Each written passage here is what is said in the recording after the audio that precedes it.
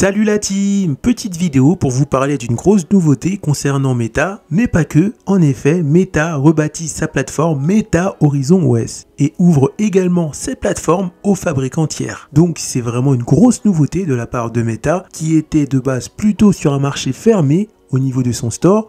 Mais Meta a décidé de changer des caps et on va découvrir tout ça en détail dans la vidéo. Alors n'hésitez pas à vous abonner à la chaîne, à liker et pensez bien à vous abonner car je vise les 10 000 abonnés avant le mois de juillet et pensez à mettre un commentaire pour me dire ce que vous pensez de la vidéo. La première chose à savoir, les casques tiers qui pourront exécuter le Meta Horizon OS auront un autocollant marqué construit avec Meta Horizon OS sur leur boîte. Également, ils auront accès au même service logiciel que les casques Meta. Le MetaQuest Store sera rebaptisé Meta Horizon Store. Le mot Quest sera uniquement la marque matérielle des casques Meta, en d'autres termes des casques conçus par Meta. Deux sociétés ont déjà répondu de manière favorable à cet appel. La première, la société Asus, avec un casque qui va plutôt être axé sur les jeux, donc un casque de jeu performant sous sa marque ROG. Et la deuxième entreprise qui a répondu à l'appel est l'entreprise Lenovo, où là ça va être un casque plus consacré au divertissement, sur l'apprentissage, etc. Productivité, donc peut-être un casque plus axé sur la réalité mixte. En février, Meta annonce une collaboration stratégique avec LG qui laisse sous-entendre que LG pourrait fabriquer un casque XR exécutant Meta Horizon OS. Le PDG de Facebook, Mark Zuckerberg, a déclaré qu'il imagine des casques Meta Horizon OS optimisés pour des utilisations spécifiques telles que un casque VR beaucoup plus léger qui va vous permettre de travailler de manière plus confortable sur votre ordinateur, ou bien un casque entièrement fait pour le divertissement multimédia avec par exemple des écrans LED pour regarder des films et des séries avec une excellente qualité, un casque entièrement optimisé pour le jeu vidéo qui prend en charge différents périphériques haptiques, etc.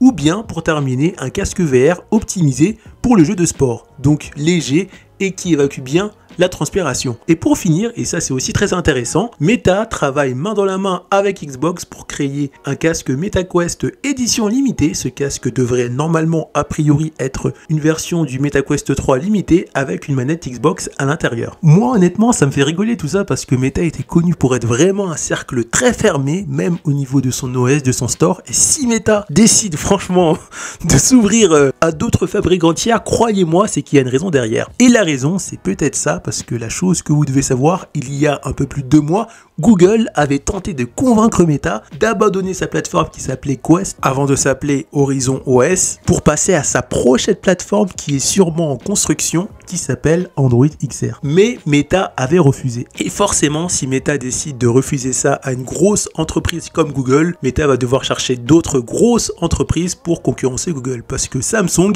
a rejoint cette future plateforme Android XR. Et donc, si Meta veut rester sur le marché et pas perdre la face, il lui faut des grosses entreprises qui rejoignent son store. Donc je pense que c'est pour ça. Une autre chose intéressante, vu que Meta est plus un écosystème fermé, peut-être qu'on va voir le PlayStation Store arriver dans nos casques VR. Certes, on va pas retrouver des jeux VR, mais jouer à des jeux téléphone sur un grand écran, c'est assez stylé. Donc ça annonce du lourd pour le futur. On arrive à la fin de cette vidéo. N'hésitez pas à me dire en commentaire ce que vous pensez de ça. Si pour vous, vous voyez ça d'un aspect positif ou bien sur un aspect négatif, pensez bien à liker, mitrailler le bouton de pouce bleu et pensez bien à vous abonner car je vise les 10 000 abonnés avant le mois de juillet. A plus!